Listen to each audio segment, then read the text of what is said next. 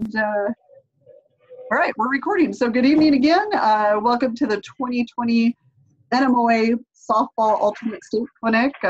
This is not only the alternate clinic that many of you had signed up for ahead of time, but it's also in place of the state clinic, which was canceled. So I'm going to have Rick go through this. And like I said, if you have any questions, just unmute yourself and ask away. So Rick Carbajal is switching seats with me now. Thank you, Dana. Good evening, everyone. It's great to be here, and we're excited to be looking forward to another season of softball, and we hope that you're all ready for that. We're going to have our district, or our state clinic, actually, and one question I need to ask of Dana is slide changes. How do I do that? Just the right arrow. Right arrow. Yeah. Okay, great. As Dana said, I'm Rick Carbajal. I am from the Central Region. I am the group leader down in the Belen Softball Officials Association. And I am also the representative for the softball committee. And so I'm excited to be here. I'm glad you're here. And we'll get through this just as quickly as we can and hopefully as painlessly as we can. So tonight we're going to be talking about rules changes. We're also going to be looking at major editorial changes and the point of emphasis. So we will begin with our rules changes. And Dana said right arrow, and nothing is happening. Try that again. If you click on, like, move the mouse, because I got dual screens, okay. Click on it and then go to the right. There you go. All right, we're in business. All right, we're going to be looking at the 2020 Federation Softball rules changes for this year. The first one that we're going to be looking at is we're looking at the rule that deals with bats. And for this year, there's a change that says that a damaged bat is a bat that was once legal but now is broken, is cracked or dented. And usually you're going to see this take place in a doubleheader. Bats that were perfectly fine in the first game after use in that first game may become damaged. And you may see that damaged in the second game of a doubleheader. So it's important to note that a damaged bat shall be removed without any penalty. There's no penalty. It's not the same as an illegal bat. So that bat should be removed with no penalty. And so normally what you would want to do is you want to make sure that this bat does not come back into play accidentally. So have the coach remove it completely from the dugout if possible. If they can have someone take it to their bus if it's a visiting team, take it to a locker room if it's the home team, or just even remove it and have it placed in a press box if there's one available at that game. But you don't want it in the area where it may come back into play accidentally without, because once it's removed, if it does come back in, now you have an issue where there's a penalty for unsporting behavior. So you don't want that to happen. You want to make sure that that bat is removed from the play area and it's not even in the dugout if possible. Second rule we're looking at is pitching regulations. Before this rule came into place for this year, the rule said that the pivot foot had to be in contact on top of the pitching plate. However, there's a change now. It says that it only needs to be in contact with the pitching plate. So if you can have both feet in contact, or you can have the pivot foot in contact with the non-pivot foot behind, or it can be, and it doesn't have to be on top anymore. Here's an example of that. You can see that in both figures that you're looking at there, in A and B, the pitching foot, the pivot foot of the pitcher, you have it on top on one, and you have the heel in contact with it with the other one. It's in front of the pitcher's plate, but as long as the heel is in contact, that is legal. So it can either be on top or in contact, and that contact can be either in front of or behind the pitcher's plate. All right, the next one deals with scoring, how a team scores. This rule now says that a run is not scored if the runner advances to home plate during action in which the third out is made by a preceding runner who was declared out on an appeal play. Okay. Previous wording only described a runner as failing to touch a base. This new wording makes it clear that if a preceding runner is called out for any appeal play, then any runs after that would not score. For example, you'll see in this particular diagram, there's a fly ball. It's hit towards right field. You have runners on first, runners on second. Both runners tag up. However, the runner on third base leaves early and scores. Then there's a bad throw towards the plate, which allows the runner that was on second to round third and come in to score also.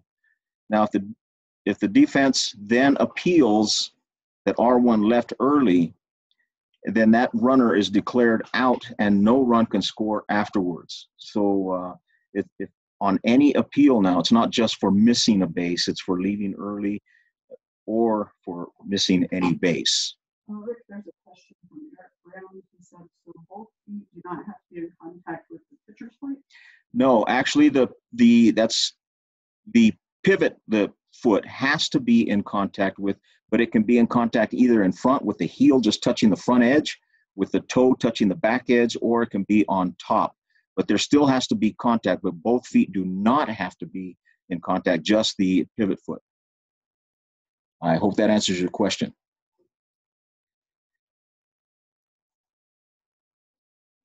All right, we're moving on now to editorial changes. This has to do with the media area. Of course, you remember 2 years ago and beyond that, prior to that, the media area could be anywhere in live ball territory. And of course, the rule stated it was only a dead ball if that area was occupied by a member of the media, photographer, reporter, etc. If it was not occupied, then it was not a dead ball. And then last year, they said the media area had to be in dead ball territory. Could not be in live ball territory. It had to be in dead ball territory, which was kind of nice for all of us because then we didn't have to worry about it. And now this year, they're moving it back, and it can be in the in live ball territory. However, if it is always dead ball territory, regardless if it's occupied or not. So just keep that in mind. You may see media areas marked out on your field in live ball territory, against a fence, near the dugout, that sort of thing. But it will be a dead ball. If the ball passes through there, it is a dead ball immediately. All right. This one has to do with equipment. There is a new marking since ASA no longer exists. It is now USA Softball instead of ASA Softball. There is a new logo for certified bats. You can see that on your screen. It is USA Softball Certified. It looks very much like the 2004 logo, but except it has the USA Softball wording instead of ASA. You'll probably see this mark in this year, 2020 and beyond, with new bats that are coming out. And so that is something that is added. If you see USA Softball Certified, that is a legal bat. Now keep in mind, I just want to mention, going back to that the other previous marks are still legal marks. That still will make a bat legal. So the ASA 2000 and the ASA 2004 marks are still, that is still legal and still deems a bat as certified for play.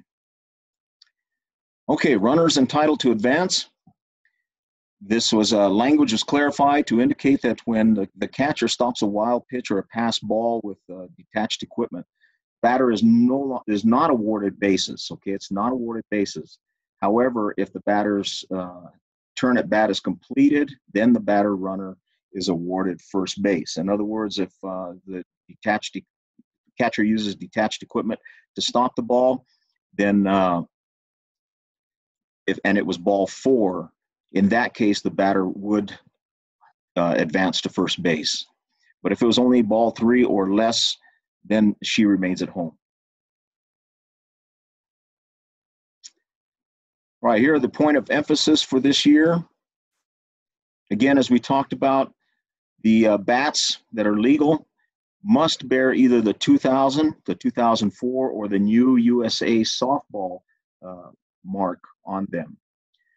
All right, now, bats must not be on the USA softball's non-approved bats, even if they do have the certification. There are bats that you may find that there are bats that have the mark and are on the non-approved bats. Now, that's kind of, it seems like an oxymoron. You say, well, why would it have the mark if it's not approved? Well, there are some bats that were approved and were stamped as certified. However, later on, they were deemed as not legal, and so they were placed on the non-approved bat list. Now, wood bats, again, they do not have to have the mark. And if you see a wood bat, I would be interested in knowing who's using one, because in the 21 years I've been calling, I've yet to see anyone use a wood bat. But there might be a few out there. You might come across it. Keep in mind, they do not have to have the certification mark on them. However, again, the restriction, the 2 1/4 inch diameter restriction, still applies even to wood bats. All right, clarification was needed to delineate the difference between a player using a bat that is damaged versus a bat that is illegal for high school play. All right, so again, remember that a damaged bat is not an illegal bat. However, it cannot be used and must be removed, whereas an illegal bat is a non-approved bat, and that is results in the head coach and the batter being ejected. So if you see that, if you see an illegal bat, you see an altered bat, again, the head coach and the batter is ejected. However, if you see a damaged bat, the bat just needs to come out of the game, and there is no penalty for that. All right, going back to the pitching rule, the new pitching rule. Due to varying levels of play and accompanying variation in pitching skills while pitchers develop prior to the start of the pitch, National Federation of High Schools rules allows the pitcher to choose her foot placement. Okay, so she can take a position with the pivot foot in contact with the plate and the non-pivot foot behind the pitcher's plate, or both feet can be in contact with the pitcher's plate. However, prior to the start of the delivery, both feet must be on the ground within or partially within the 24-inch length of the pitcher's plate. So that hasn't changed. That is still the same. So this is going to allow for personal preference and developing pitchers to work to levels of progression.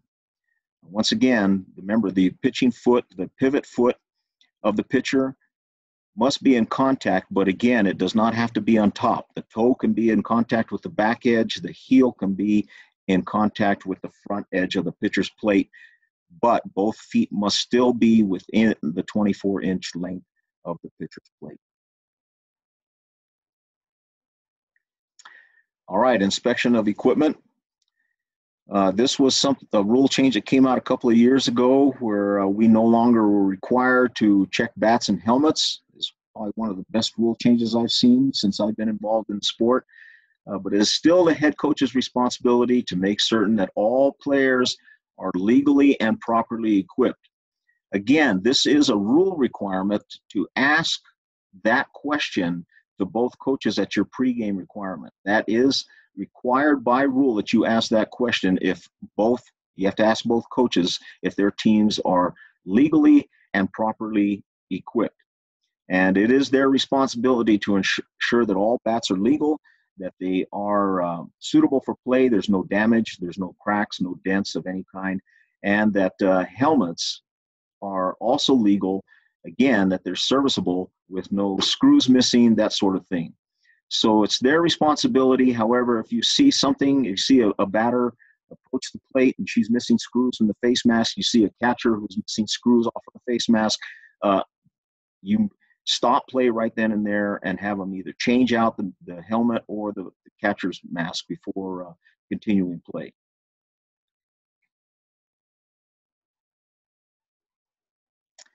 All right, any questions from anyone concerning what we talked about up to this point? If so, just go ahead and type that in and Dana will let me know and we'll get your question answered. And you can, I've got myself, let me see if you can pick me up on the other microphone. So as you can see, it's a pretty small amount of points of emphasis, rules changes, and all of that from the federation level. Since we did cancel the state clinic, one of the things that we've been talking about doing is, in conjunction with this, is actually doing some on-field mechanics sessions, but on a regional basis. So we want to make sure that we supplement the fact that we had to cancel the clinic, so that way you're actually getting some on-field mechanics training. We're going to be sending out some emails here in the next probably week and a half or so that'll have dates and some information about that. And you don't have to attend the one in your region. So if something happens where you're in another part of the state, it's more convenient, that's totally fine. But we'll be doing some of that. One of the other things that we'll do is the individuals who were slated to present at the state clinic will be doing some recorded presentations that we'll send out to the people who have registered, so that you're still getting that material. We don't want you to miss out on that, but just, this year we had such a minimal interest in the clinic that we're trying to make sure that we supplement some of what you missed out on. We will probably be sending out some surveys to our softball umpires population to see what time of the year might be better for the clinic. We pulled baseball and softball out to give you some individual attention, and also in light of the fact that the baseball and softball rules changes haven't been released in the summer. So we had pulled those out of the summer clinic, but now there's just not a lot of interest in this January clinic. I know there's conflicts with basketball and some other things. So we're just trying to find what that sweet spot is for baseball and softball. So certainly if you have suggestions along those lines, feel free to send those my way. I'm definitely all ears, because we want to make sure that we're servicing our spring sports officials to the best of our abilities. But apparently the weekend that we have it scheduled is not it. So I just wanted to throw that out. If you have any questions, not only about the presentation, but if you have questions about mechanics, if you have questions about communication with coaches, let's start a conversation while we've got everybody on the line here. I'm putting Rick on the spot, and he'll be happy to answer those questions. And then those of you who are on the clinic can answer them as well. So we want to have an open dialogue if you feel that you have something to add. We do have somebody who signed in as Susie. I don't know who you are, and I can't give you credit. So Susie, whoever you are, if you can shoot me a little chat message, so I could give you credit just with your name, that would be awesome. One of the things that I see and that most evaluators are seeing when they're doing evaluation of umpires, and I know I agree with that because I see it a lot, is some of the mechanics, improper mechanics on plate umpires, mainly dealing with the fact that they rarely come out from behind the plate.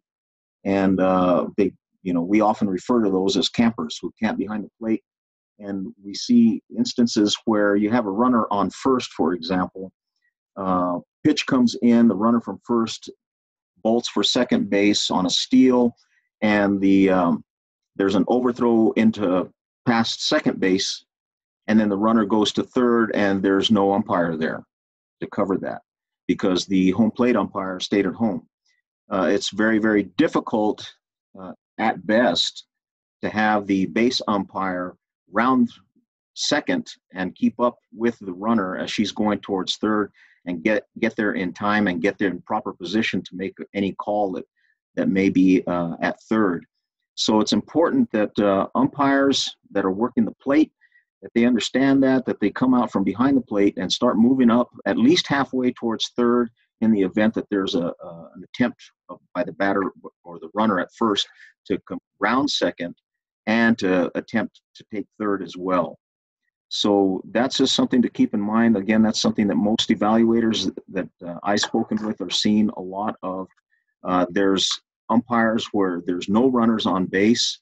A fly ball is hit deep to the outfield, and they're still staying behind the plate. It's a responsibility at that point for the plate umpire to remove his mask, come out from behind, and move towards a point of the circle in the direction of the fly ball to watch the catch being made. And I know sometimes it's difficult even from there to see if it's going to be a trap ball, a drop ball, if there's a legal catch that's made, that sort of thing. But it's going to be even more difficult if you're staying behind the plate and not moving out towards a point of the circle to make that call. Oftentimes, if you're going to be forced to come out from behind the plate, and this is another instance that we've seen where plate umpires are not coming out when the base umpire, which rarely happens in two-man, but a base umpire will go out. They'll chase that fly ball, and particularly if there's no runners on base. At that point, the home plate umpire's got the sole responsibility for everything that's going on the infield, while the base umpire makes the call on the catch in the outfield. But we're still seeing that even when that happens, that there are plate umpires that are watching the batter runner go towards first and maybe even round first and go towards second, and they're behind the plate and never moved out of position. You're going to be hard-pressed to make an accurate call if she does attempt to take second base and there's a throw to second base and it's a close banger. You're going to be hard-pressed to make a really accurate call on that from behind the plate. So those are things to consider as far as plate mechanics go. Some of the things that we're seeing as evaluators that we're seeing out there that are not happening. And we, of course, we speak with, when we do evaluations, and I hope that evaluators are doing this with you in your areas, that they're speaking to you after your game is complete and they're going over not just the things that you're doing wrong, but that they're also reinforcing the things that you're doing right, because we know that's important for you to know that you're doing things right so that you'll continue to do them correctly. So we hope that that's happening with you in your area. And if it's not, and you're getting evaluations and you didn't have a conversation with your evaluator, say something. Speak up at your group meetings and let them know that, after your evaluation, you'd like to have some personal face-to-face feedback with your evaluator post-game. So a couple of questions that popped up, and I don't know if you answered this because I was reading an email. I apologize. Got a lot going on tonight. When runners on second and third and a fly hit to right field, runner on third leaves early and an appeal is made and awarded, where does the runner on second go?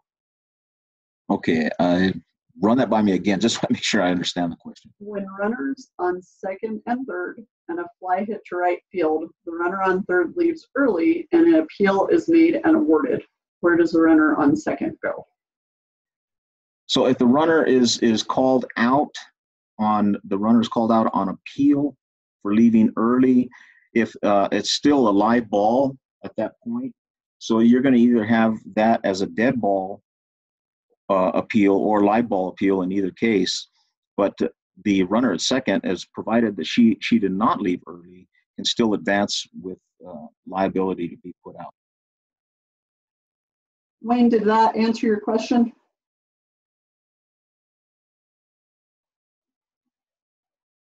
Thank you. He said yes. Okay. And then another question from Stan. Does anyone know the model number of the Ghost? Is that a -10 bat? I don't know the model numbers offhand. I know for college, it's really nice. They have the bat list there when umpires do check them. They can, the approved bat list, and every bat that's used must be on that approved bat list by brand and model number. We don't have that requirement in high school, so unless you have the list with you, you're not going to know that. So I don't know offhand what the model number is for the Ghost bats, but I do know which one you're talking about. Stan, is that something you need our office to check into?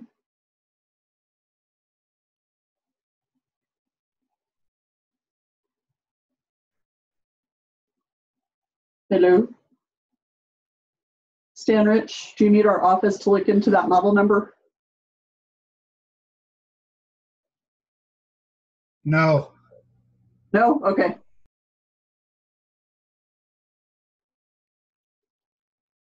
Does anyone have any other questions before we release you? I know it was short. Like I said, you'll be getting some more materials that we're going to be covered at the state clinic at a different time, and that way you can look at them at your convenience, as well as keep an eye out for those regional mechanics on field stuff.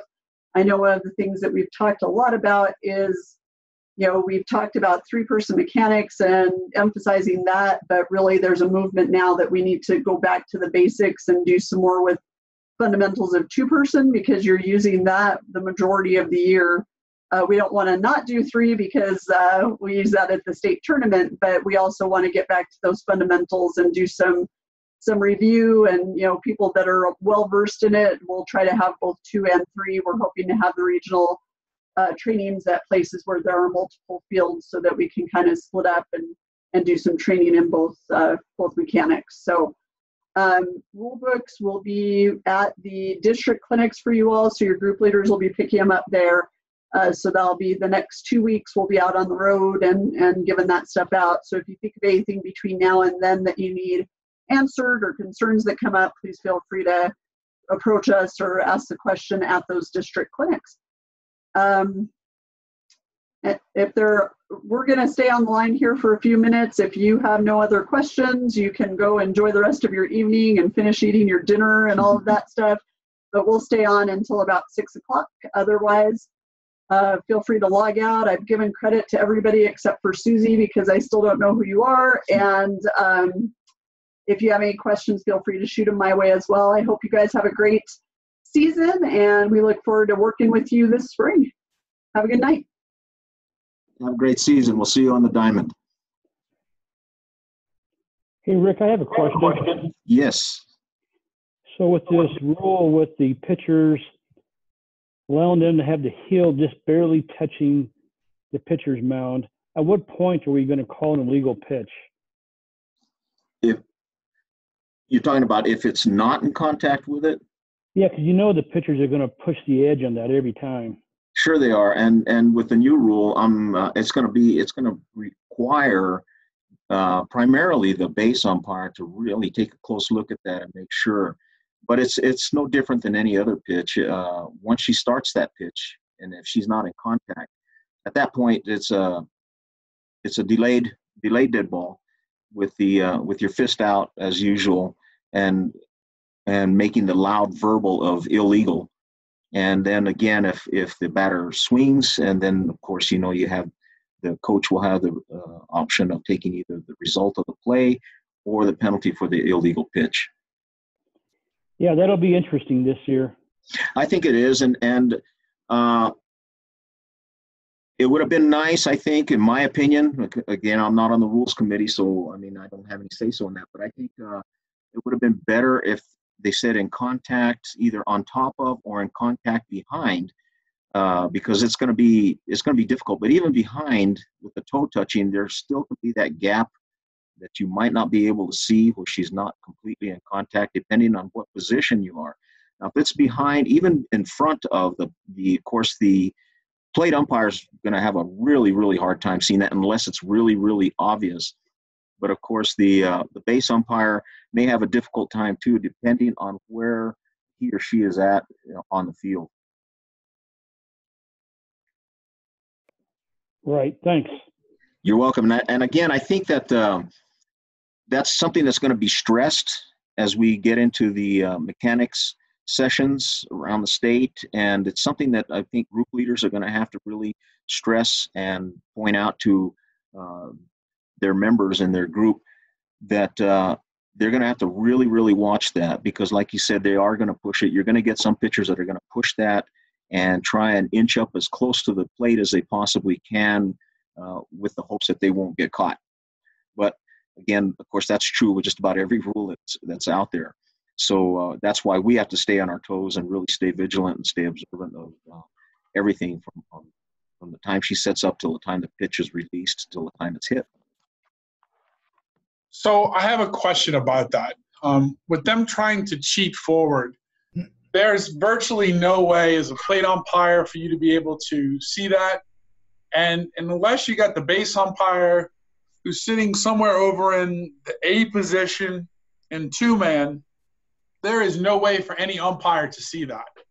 Well, I think you can probably see it. I mean, if you're in the C position, you might be able to see it. The B position is going to be a little bit harder. That's where it's going to be a little bit more difficult to see that. And so consequently, you're going to have an issue there with both the plate umpire. Obviously, like you said, he is not going to be able to see that unless it's really, really super obvious that she's way out in front of the plate or way far behind it. But that's where it's going to be difficult for the plate umpire and for the base umpire. But I think primarily if you're in the A position or you're in the C position, you shouldn't have too difficult of a time to see that. The B position is going to be, that's where you're going to have your toughest time seeing that. I have a quick question on that too. Okay. The penalty for an illegal pitch does not award bases anymore. Is that correct? That is correct.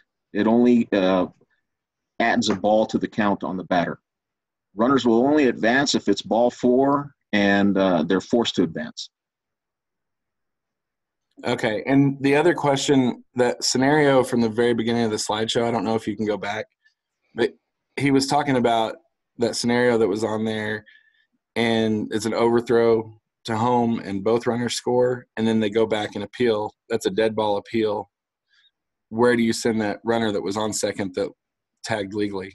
Well, on that case, in this particular scenario that you're talking about, the runner that was on second, everybody comes off the field because the runner leaving early was a third out. So this is what this rule is dealing with. So if and this, like going back to the scenario, I hope you can see it there. I think it's on your screen. The runner leaves early from third, scores, the throw comes in.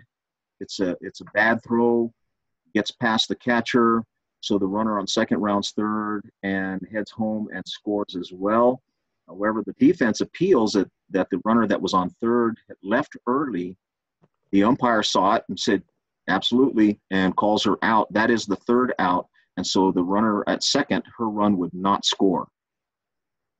Okay, so what if that the leave early, what if that is the second out? If it's a second out, and the runner at second tagged up, she was legal, she didn't leave early, she didn't do anything else, she can still advance because it's still a live ball in that case. The appeal is going to be on either a dead ball, like I said, a dead ball appeal, or a live ball appeal. But in either case, the runner, if she makes it to third and or on a bad throw score, then she would score. Her run would count. Okay, that makes sense. Thank you. Mm-hmm. Any other questions? Hey, Rick. Yes. Talking about mechanics on the plate umpire, if that base umpire decides to go out on a sinking line drive or something like that, wouldn't it be better for the plate umpire to work toward the center of the diamond? Well, anywhere, actually, really in anywhere would be better than just staying behind the plate. And that's normally what we're seeing is base umpire chases and the plate umpire just doesn't move and is staying right behind the plate. And I mean, again, if you got a close throw to second, bang play at second, it's going to be very, very difficult. That umpire is going to be in a hard place to try and make that call.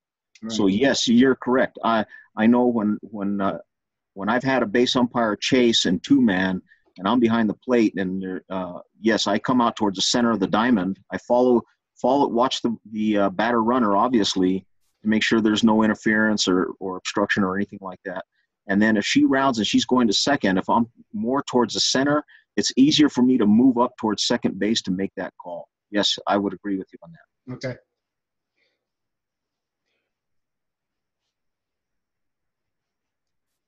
Any other questions?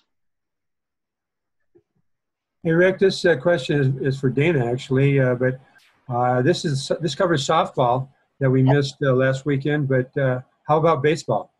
The baseball alternate state clinic is also tonight. It's at 7:15. It's tonight at 7:15? It is. Okay. Did you get the link for it?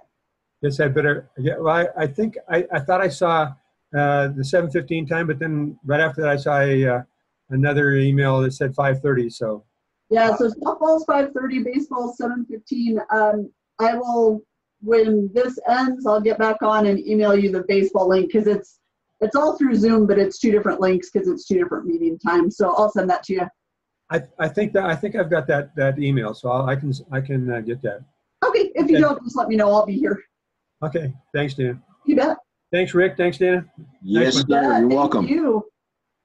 All right. Well, if there are no more questions, then we will we'll go ahead and log out, and you all are free to go about your night, unless, of course, you're coming back for baseball, in which case I'll talk to you in about an hour and 5 minutes, it looks like, Yeah. hour and 10 minutes.